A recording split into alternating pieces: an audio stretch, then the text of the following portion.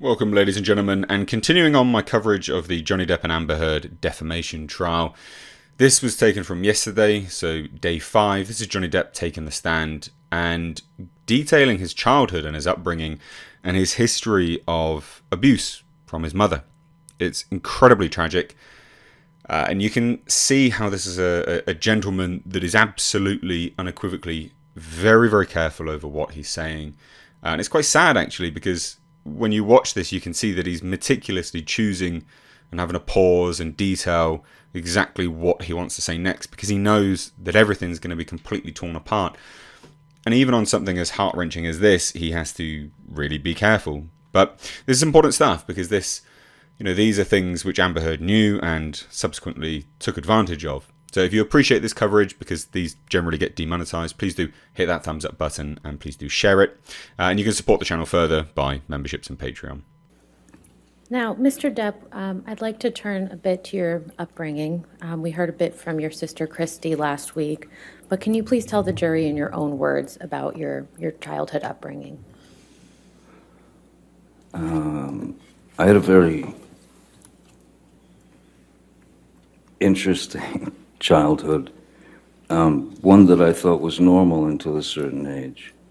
My mother,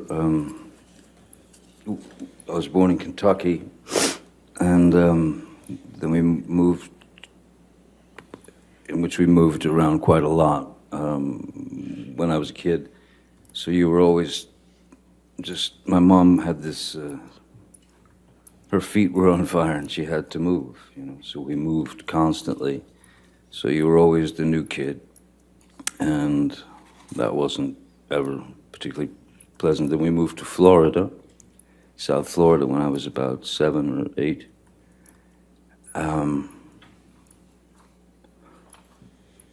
And again, moved several times. But my mother was quite unpredictable. She was very unpredictable. She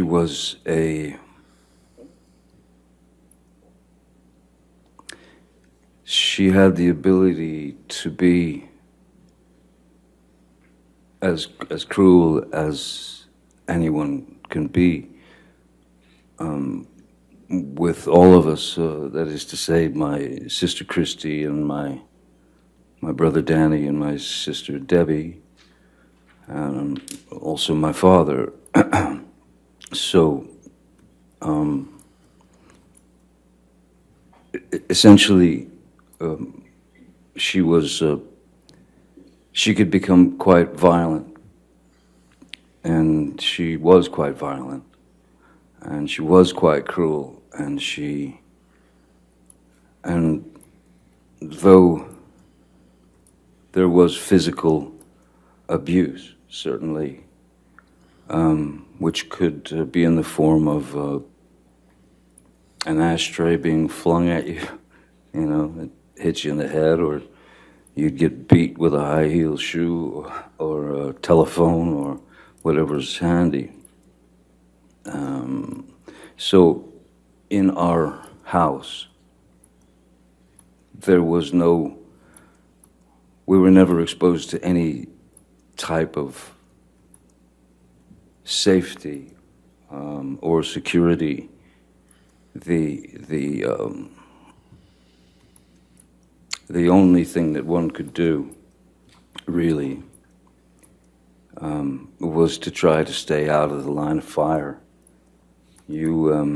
I started to be able to observe, and I could start to see when she was about to head into a situation where she was going to get riled up and somebody was going to get it. Generally, it was me. Mr. Depp, you mentioned that your mother could be cruel. How could she be cruel? The various categories, I suppose, are There's physical violence, of course. There's physical abuse, to which she was. That was a constant. That was just a constant, you know.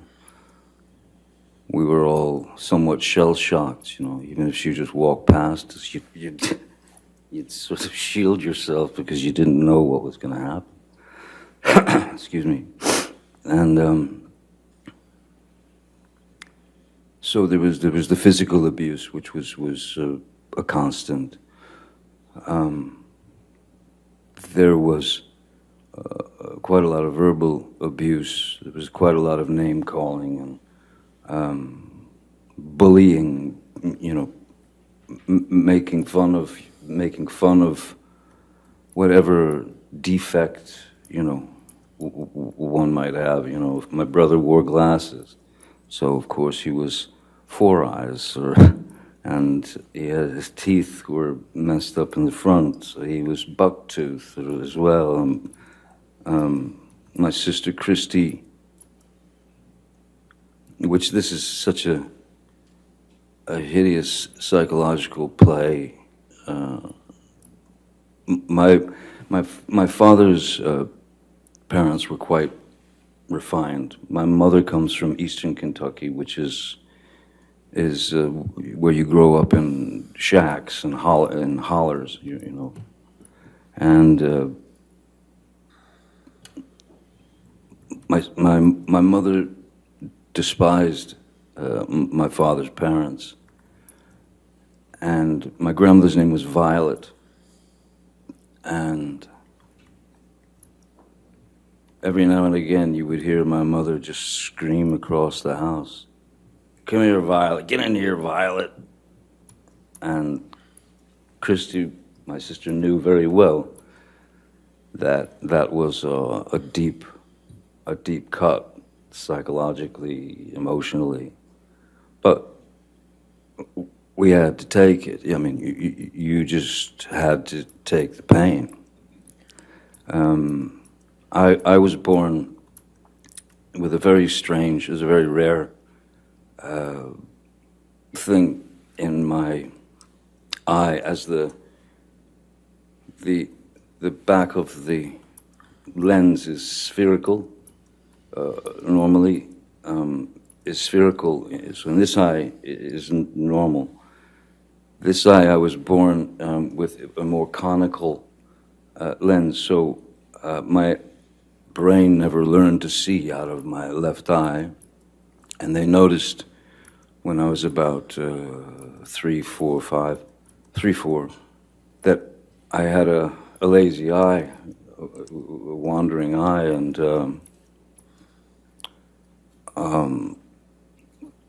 she would call me cockeye, one eye, anything she could get to demean, humiliate. I even had to wear an eye patch on my good eye to strengthen my bad eye, so that it would cease to wander. It was exercising the muscles of the eye, though the brain had never learned to see. So I still, my vision in my left eye is, I'm legally blind in my left eye. But so yeah, the verbal abuse, the psychological abuse was almost worse than the beatings, because the beatings were just physical pain, and the physical pain you learn to deal with, you learn to accept it, you learn to deal with it. But the psychological and emotional abuse, that's what kind of tore us up, I think. What about your father? What was he like? My father was a very kind man. In fact, my father's still alive. He's a very kind man. He's a very quiet man. In fact, he's very shy, not a confrontational person in any way. And when Betty Sue, my mother, would go off on a tangent toward my father, and of course in front of the kids it was no matter to her. He amazingly remained very, very stoic, and never, as she was rationing him with horrible things, he stood there and just looked at her while she delivered the pain, and he swallowed it. He took it. There was never one moment, never a moment when my father lost control and attacked my mother or hit my mother or even said a bad thing to my mother. The things that I witnessed were, there were a couple of times when it got too far, that I could see his eyes welling up as he was staring at her, saying nothing. And then the most that he would do is he would punch a wall. I once saw him punch a wall and shatter his hand because it wasn't drywall. It was proper concrete and steel wire and rebar and things of that nature. And but still, never touched her, never argued with her. He remained a gentleman, and to me, as a 5-year-old boy, I kept thinking to myself, I kept wondering why does he take it? How does he take this? And why doesn't he leave her? But he didn't, you know. He was able to maintain his calm and his composure. He was able to maintain his relationship with his children. He was a good man. He is a good man. You mentioned that you saw your father punch a wall. How many times did you witness that? I mean, out of, I couldn't count the amount of fights that they had, but I know that I've seen my father strike a wall 2 or 3 times tops. Once when he broke his hand, but yeah, 2, 3 times at tops, you know. Was your father ever abusive to you or any of your siblings? No, my father was never. My father was not an abusive man. At the same time, my father was also, to some degree, at the mercy of Betty Sue, because if he argued with what she wanted done, that would just turn into another barrage of hatred towards him. So I can remember my father coming home from work, and maybe I'd gotten a bad report card, or maybe I'd gotten in trouble at school, or something like that. And my father would arrive home from work, and the first thing she would say was, "John, take him out there. He gets the belt. Give him the belt." And he wanted to know what it was about, so he'd take me out to the garage, and I'll never forget this white, thick leather 1970s era, thick leather white belt that he would take off, and then he would commence to inflict the punishment on me. But interestingly, there was one time when my father, I kept telling him I didn't do this. It was another incident. I kept swearing to him that I did not do what Betty Sue, what my mom had said that I'd done. But he went through with the punishment anyway. And then, not long after, he found out that I had been telling the truth and that I hadn't done what my mom had said that I'd done. And he came to me and apologized to me for having gone through with the whipping, with the belt. And I have to say, my mom never did that. She couldn't. She knew what she knew. She was raised how she was raised. And I had no power to change what was inside of her, How did your parents' relationship ultimately come to an end, to your understanding? When my father left, I didn't realize that he had left. He left for, I was 15. I had already left school, and I was a musician. I was playing in clubs and such. And he left for work one morning, just like every day, and was packing his car, and then he left.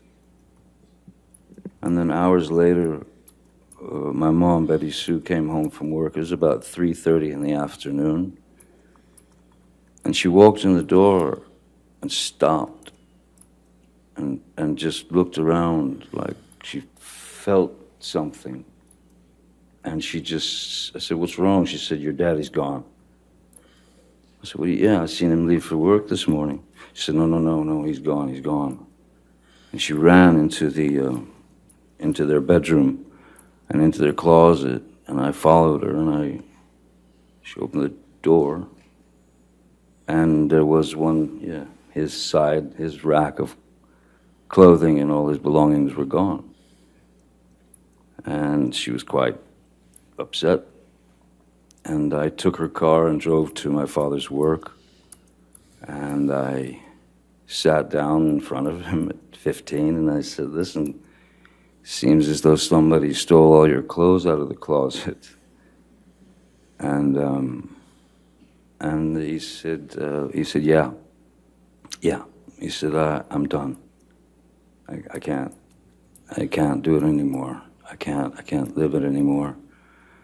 You're the man. You're the man now." And those words didn't quite sit well with me. I didn't feel like I was ready to hear those words. But that's what I got. Then my mom went into a very, very dark place, a very deep, dark depression, as you can imagine. And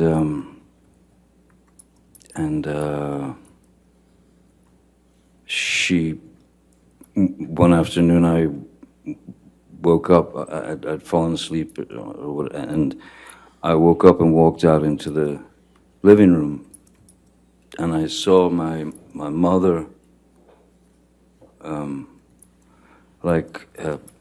very feebly And like almost, it was like a slow motion crawl.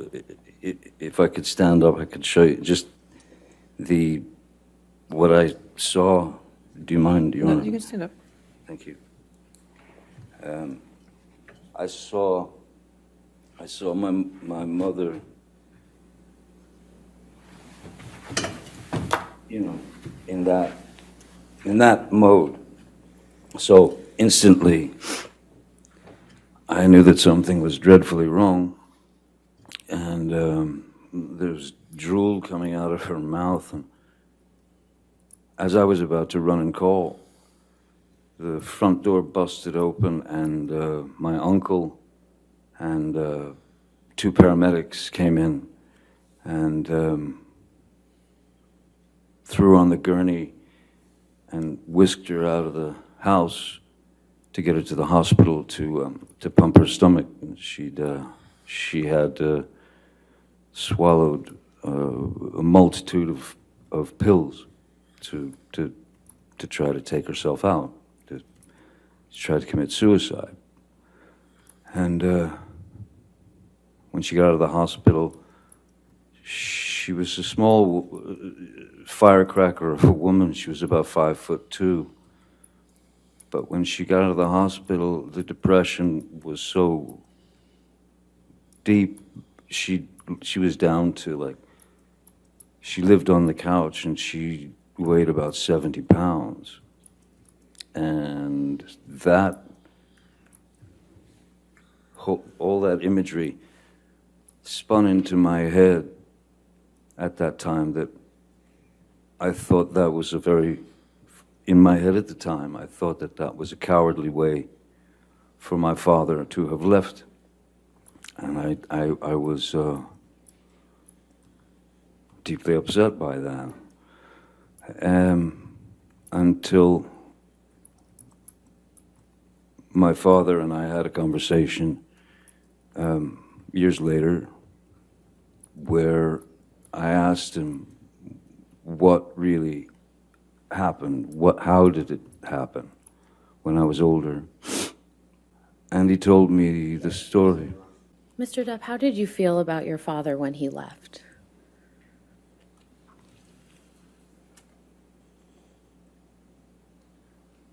I